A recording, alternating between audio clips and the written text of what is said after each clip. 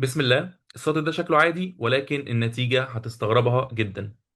أول حاجة هنمسك أول جزء اللي هو النوت أري. النوت أري ده هيتحول هيبقى فولس، فبالتالي النتيجة هتبقى أري ايكوال فولس. طيب حلو قوي.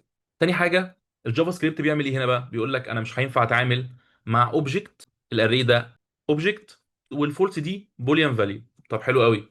يعني انا عشان الجافا سكريبت يقعد يحتار يقول انا هحوله الاوبجكت ولا هحوله البوليان فاليو ولا هحوله لايه، فانا هحولهم الاثنين لرقم.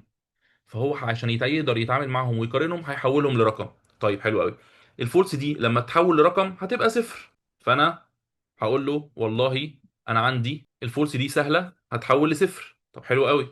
الاري دي هتبقى صفر، ولكن هتبقى صفر ازاي؟ خليني اشرح لك.